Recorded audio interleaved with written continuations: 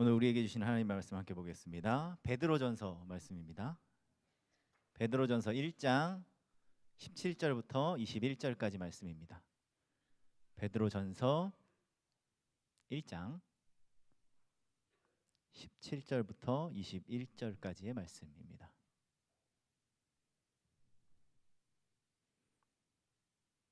베드로전서 1장 17절부터 21절까지 말씀, 다 찾으신 줄 알고 함께 읽도록 하겠습니다. 외모로 보시지 않고 각 사람의 행위대로 심판하시는 이를 너희가 아버지라 부른즉 너희가 나그네로 있을 때를 두려움으로 지내라.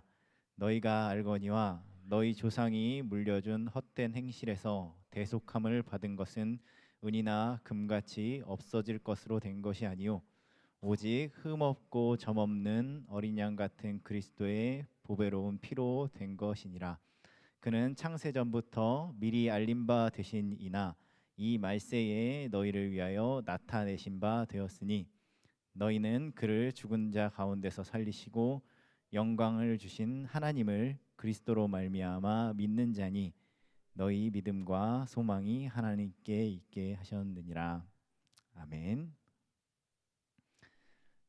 오늘 뭔가 이렇게 되게 가득 찼네요.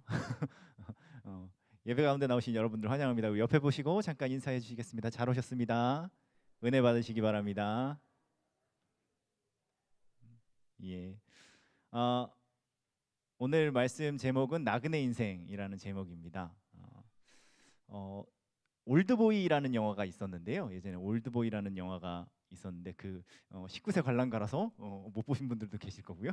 좀 잔인합니다, 영화가. 근데 거기 나오는 주인공 이름이 오대수라고 합니다. 오대수. 근데 그 앞에 그 장면에서 왜 이름이 오대수인지에 대해서 나와요. 왜 오대수인가 하면은 이제 오늘만 대충 수습하며 산다라 그래가지고 오대수라고 합니다. 하루하루 그냥 그렇게 오늘 하루 별일 없으면 된다라고 생각하며 살아가는 인생을 대표하는 이름인 것 같습니다. 뭔가 드라마틱한 것도 없고 뭐 굳이 뭐 이렇게 재미는 없지만 굳이 다른 삶을 선택할, 다른 어떤 것을 선택할 만한 이유도 없는 그냥 그렇게 흘러가고 살아가는 인생입니다. 근데 오늘 말씀에서 베드로 사도는 편지의 수신자들을 부를 때 뭐라고 부르냐 하면 나그네라고 부르고 있습니다. 여기서 나그네란 앞에서 이야기했던 오대수의 삶과는 조금 다른 삶이겠죠. 마치 아무 이유도 모르고 15년을 감금을 당하다가 풀려난 영화 속의 주인공의 삶처럼 나그네 인생은 온통 낯선 것으로 가득 차 있는 삶입니다. 절대로 그의 하루는 그냥 대충 수습되지 않는 삶인 것이죠. 그것이 나그네의 삶입니다. 오늘 말씀은 이처럼 나그네된 인생을 향해서 그리스도가 어떤 의미를 가지고 계시는지에 대해서 함께 나눠보려고 합니다. 18절부터 좀 먼저 보면 18절에 베드로가 뭐라고 하냐면 너희가 알거니와 라는 말로 이제 시작을 하고 있습니다. 18절에 17절부터 봤는데 일단 18절부터 함께 보도록 하겠습니다. 너희가 알거니와라고 되어 있는데 그 말로 그리스도의 대속에 대해서 이제 설명을 하고 있는 거죠. 그리스도의 대속을 너희가 알고 있다라는 것입니다. 대속이란 옛날에 노예로 팔린 사람들을 다시 돈 주고 해방시키는 제도를 대속이라고 했어요. 한번 노예로 팔린 사람이 영원히 있는 게 아니라 그 사람이 빚졌던 것을 되갚아주면 이 사람이 노예에서 해방되게 됩니다. 비슷한 제도들이 성경에 보면 레위기에 희년법에 나옵니다. 그래서 이제 레위기에 뭐라고 돼 있냐면 그는 팔린 후에도 그 몸값만 지불하면 언제든지 그 집에서 풀려날 수가 있다.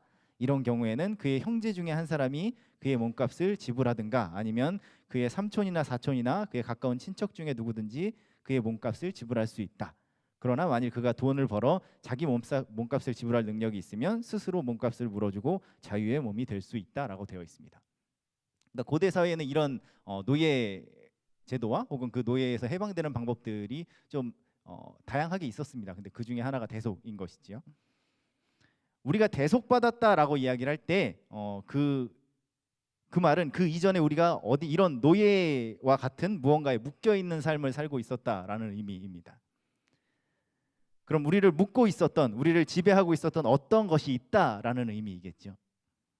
바울은 우리가 그리스도로 말미암아 조상들이 물려준 베드로죠. 잘못했습니다. 베드로는 우리가 그리스도로 말미암아 조상들이 물려준 헛된 행실에서 대속을 받았다라고 이야기하고 있습니다. 그리스도 이전에 우리의 삶은 조상들이 물려준 헛된 행실에 노예된 삶이었다라는 것입니다. 좀 쉽게 풀어드리면 여기서 조상들이 물려준 것에 물려준 헛된 행실이라는 것을 조금만 더 쉽게, 이거는 제가 그냥 풀어드리는 겁니다. 정확한 의미는 아닙니다. 그냥 제가 이해하기 편하게 풀어드리면 그냥 그렇다니까 그런 줄 알고 사는 삶입니다. 조상들이 그렇다니까 그냥 여기서 예전에 그랬어 라고 하니까 그런가 보다 하고 그냥 그렇게 사는 인생이 바로 조상들이 물려준 헛된 행실을 사는 삶인 것이죠. 유대인에게는 율법이 그러했습니다. 그리고 이방인들에게는 이름 모른 신마저 섬기던 그들의 종교성이 그러했고 또 그들이 가지고 있었던 철학이 그러했습니다. 그냥 지금껏 그렇다고 하니까 당연히 그런 줄 알고 사는 인생, 헛된 것임에도 그것이 조상들로부터 왔다는 이유 때문에 유지하고 있는 인생을 가리키고 있는 것입니다. 다들 그렇게 사니까 굳이 버릴 이유도 없습니다. 사실 모르는 게 약이라고 하지 않습니까? 딴 거 생각할 이유가 뭐 있습니까? 그냥 그렇다고 하니까 그렇게 사는 겁니다. 그런데 베드로는 예수 그리스도가 자신의 피로 우리를 그런 삶으로부터 대속하셨다라고 이야기하고 있는 것입니다. 그리스도의 대속으로 말미암아 그리스도인들은 더 이상 조상들의 헛된 행실을 따라 살지 않게 되었습니다. 하지만 어떤 사회든지 비슷한 것이 그 사회의 금기를 깨는 사람은 이제 사회로부터 배척을 당하게 되어 있습니다. 고린도전서에서 바울이 뭐라 그러냐면 그리스도의 십자가의 복음이 당시 사회에서 어떻게 보여졌는지를 이렇게 표현하고 있습니다. 제가 읽어드리겠습니다. 고린도전서의 말씀입니다.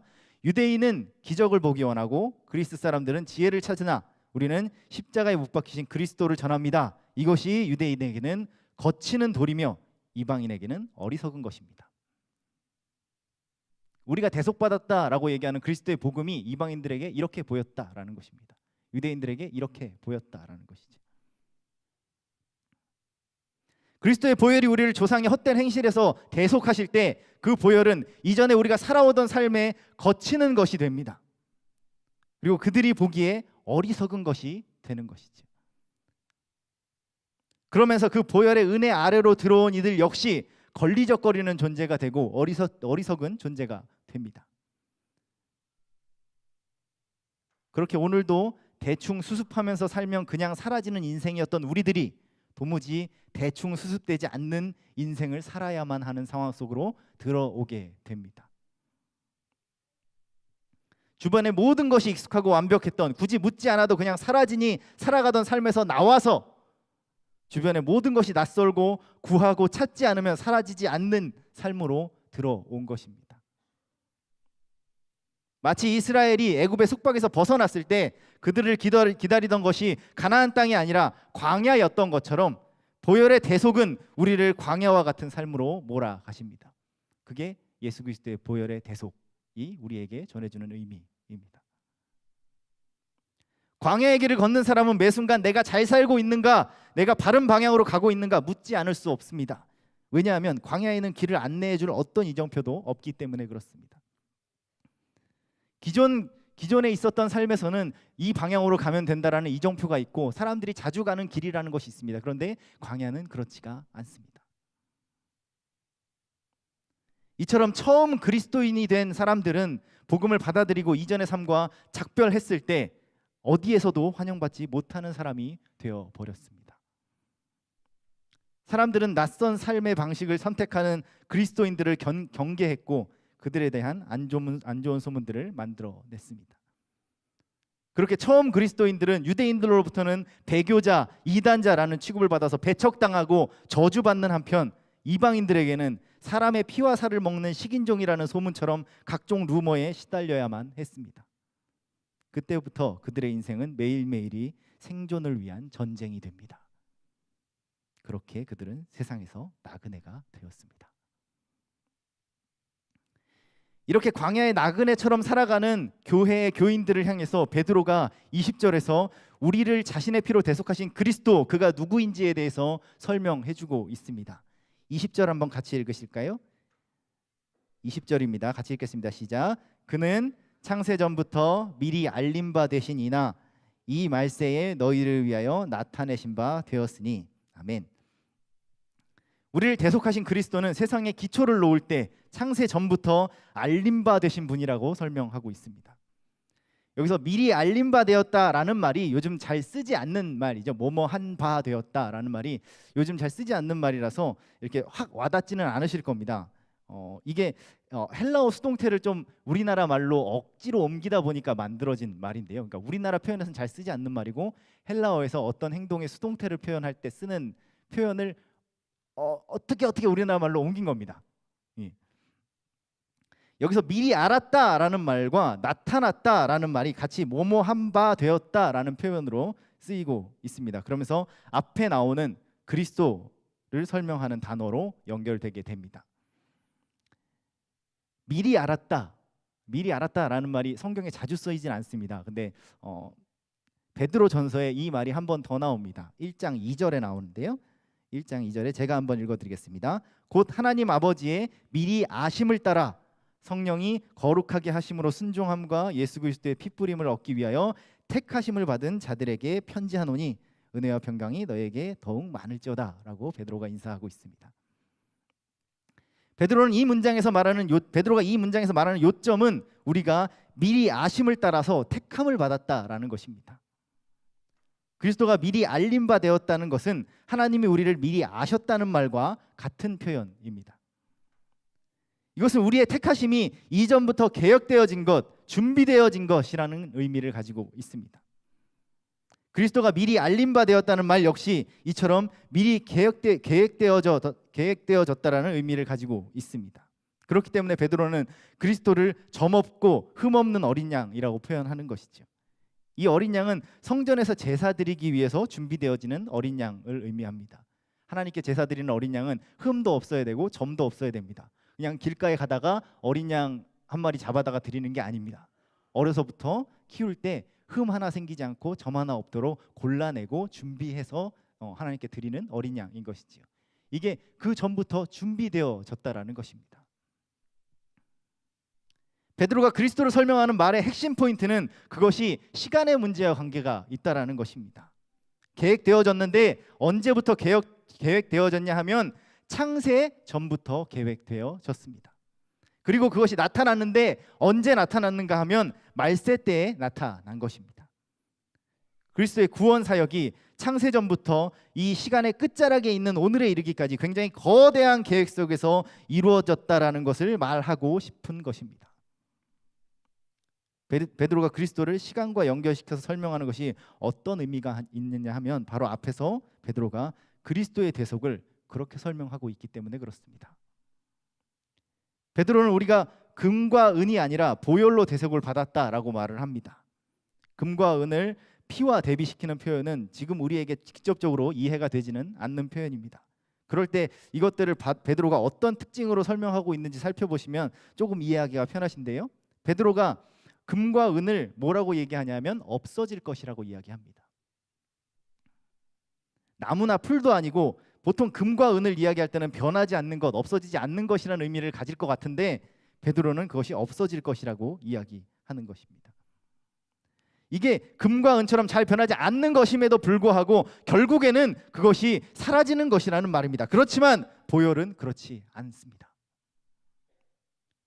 이 말은 금과 은으로 받는 대속의 반대인 그리스도의 보혈로 받는 대속은 우리에게 사라지지 않는 영원한 것이라는 것을 의미하는 것입니다. 그리스도의 보혈로 대속을 받았다라고 할 때 그 말은 그것이 없어지지 않을 것, 취소되지 않을 것이라는 의미의 방점을 찍고 있습니다. 왜냐하면 그리스도는 창세전부터 우리를 위해 예비되신 분이시고 그 오랜 시간을 넘어서 이 시간의 끝에, 이 끝의 시점에 이를 때 우리를 위하여서 계획되었다가 나타나신 분이기 때문에 그런 것입니다. 베드로는 무슨 말을 하고 싶어서 나그네와 같은 교회들에게 이런 그리스도의 대속에 대해서 이야기를 하고 있는 것일까요? 그리스도께서 창세전부터 준비되었고 지금 이 시대까지 이 긴 시간을 거쳐서 우리에게 계획되어졌다라는 그 말을 왜 나그네된 교회들에게 하고 있는 것일까요? 앞에서 잠깐 당시 초대교회 성도들이 그리고 그 그리스도인들이 그리스도를 주로 영접하고 신앙을 받아들이는 것이 어떤 결과를 의미했는지 함께 잠깐 이야기했습니다. 그들의 삶은 나그네로 표현됩니다. 우리 믿는 자들의 삶이 이 나그네와 같다라고 말을 하죠. 가요 중에 그런 거 있죠. 인생은 나그네 길. 예. 다음 뭐죠? 어디서 왔다. 예, 뭐 그렇습니다. 예. 제 그 노래는 잘 모르고요. 그 이후에 좀 누가 부른 노래가 있어서 아는데 거기 보면 그 구름이 흘러가듯 떠돌다 가는 길에 정일랑 두지 말자, 미련일랑 두지 말자 뭐 이런 가사가 나옵니다. 이걸 다 부를까 하다가 그러다 가요 무대가 될 것 같아서 안 했습니다. 예. 왔다가 사라지는 구름 같은 인생이라는 의미뿐만 아니라 이런 나그네라는 표현에는 세상같이 살 수 없기 때문에 정들 곳도 미련둘 곳도 없는 인생이라는 의미 또한 가지고 있는 것이지요. 나그네는 언제 사라져도 아무도 모릅니다. 요즘 따라 보이지 않네? 라고 하면서 찾아줄 사람도 없습니다. 나그네는 하루하루 의미 없이 사라질지 모른다라는 위협 앞에 던져지는 인생입니다. 내일 내가 또 이 자리에 있을지, 1년 후쯤에 나는 어떤 삶을 살게 될지 계획하지도 알 수도 없습니다. 지금 나는 잘 살고 있는가? 무엇이 이 물음에 대답을 줄 수 있을까요? 이런 우리에게 베드로는 그리스도의 드러남이, 나타남이 우리의 삶에 어떤 결과들을 가져왔는가에 대해서 다음과 같이 설명합니다. 21절입니다. 21절 함께 읽겠습니다. 보시고요. 같이 읽겠습니다. 너희는 그를 죽은 자 가운데서 살리시고 영광을 주신 하나님을 그리스도로 말미암아 믿는 자니 너희 믿음과 소망이 하나님께 있게 하셨느니라. 아멘. 그리스도로 말미암아 우리는 하나님을 믿게 됐습니다. 왜냐하면 하나님께서 그리스도를 죽은 자 가운데서 살리시고 영광을 주신 분이시기 때문에 그렇습니다. 그리스도의 사건은 우리에게 하나님을 보여주신 사건입니다. 우리는 하나님이 예수를 죽은 자 가운데서 살리시고 영광스럽게 하신 사건을 통해 우리를 사랑하시는 하나님의 계획을 발견하게 되는 것이죠. 그런데 베드로는 바로 이 계획이, 하나님이 우리를 사랑하신 이 계획이 창세전부터 알리신 바 되고 또한 말세에 나타난 바 되신 그리스도를 통해서 드러난 계획이라고 말하고 있는 것입니다. 베드로는 지금 나는 잘 살고 있는 것인지 라면서 갈등하고 힘들어하는 처음 그리스도인들에게 우리를 이 삶으로 이끄신 그리스도의 대속함이 바로 시간을 넘어서 거대한 계획 가운데 있는 것이라고, 그런 이야기이라고 말하고 있는 것이죠. 지금 내 눈앞에 보이는 것은 나로부터 등을 돌린 세상일지 모르지만 나는 세상 사람들에게 걸리적거리는 사람, 어리석은 사람으로 여겨질지 모르지만 온 세상은 나와 반대 방향으로 달려가고 있어서 마치 나 혼자 잘못된 방향을 향해 있는 것 같을지도 모르지만 우리의 인생은 창세전부터 계획된 더 큰 이야기 속에 있다라고 이야기하는 것입니다. 하루하루 한 치 앞을 내다보지 못하고 계획할 수 없는 광야의 길을 걷는 것 같은 이들을 향해서 그것이 훨씬 큰 시간 속에 있음을, 그리고 그 가운데 계획된 걸음임을 우리들에게 이야기해주고 있는 것입니다. 그리고 무엇보다 바로 그 계획이 우리를 위해 드러나신 바 되었다라고 말하고 있습니다. 우주보다 큰 계획이 우리를 위해 계획되었습니다. 아주 오래전부터 꿈꾸었던 하나님의 소망이 바로 우리를 위해 나타나신 바 되었습니다. 지금 내가 걷는 길이 아무리 작고 연약해 보일지라도 그것은 하나님의 거대한 계획 가운데 있는 것입니다. 창세전부터 계획된 그리스도의 구원 사역을, 구원 역사로 말미암아 오늘 우리는 이 길을 걸어가고 있습니다. 그냥 아무나 부르신 것이 아니고 또한 그냥 지나가던 누군가가 저를 부른 게 아닙니다. 그냥 가끔 보고 싶어서, 그냥 한번 보고 싶어서 누구야 일로 좀 와봐라고 부른 게 아닙니다. 그 전부터, 오래전부터 계획된 그 계획에 따라서 하나님이 우리를 대속하셨다라는 것입니다. 우리가 이 삶으로 나올 수밖에 없었지만 우리가 지금 이 삶을 살고 있는 것이 바로 하나님의 그 계획하심 가운데 있다라는 것입니다. 그 거대한 이야기 속에서 우리는 오늘 하루를 살아가는 소망을 갖게 됩니다. 매일매일 치열하게 살아가다가 언제 닥칠지 모를 위험을 두려워하며 소모되는 삶이 아니라 커다란 계획 가운데 있는 삶임을 확신해야 하는 것입니다. 하나님 우리에게 말씀하십니다. 나 정말 잘 살고 있는가? 난 올바른 방향으로 가고 있는가? 라고 나 자신에게 묻는 우리들을 향해서 하나님께서 말씀하십니다. 잘 살고 있다. 너는 지금 올바른 방향을 향해서 잘 가고 있단다. 우리는 오늘도 내일도 매일매일을 치열하게 고민하고 나를 점검하며 세상의 낯섦과 맞서 싸우는 삶을 살아야만 합니다. 그것은 우리가 이 세상에 속하지 않기로 결정한 이상 어쩔 수가 없습니다. 우리가 이 땅의 사람이 아니라 우리의 시민권이 저 하늘에 있는 이상, 내가 이 땅의 백성이 아니라 저 하늘의 백성이라고 나 자신을 정의하는 이상 우리 가운데 그 다가오는 낯섦과 두려움의 삶은 어쩔 수가 없습니다. 그러나 우리의 믿음을 하나님께 둘 때 우리는 그 안에서 소망을 발견합니다. 창세전부터 계획하신 하나님의 인도하심이 세상 끝에서 그리스도를 통해서 나타내신 바 되신 하나님 당신의 인도하심이 오늘 우리의 삶과 또한 내일의 삶에도 올바른 길로 인도하실 것이라는 것을 알기 때문에 그렇습니다.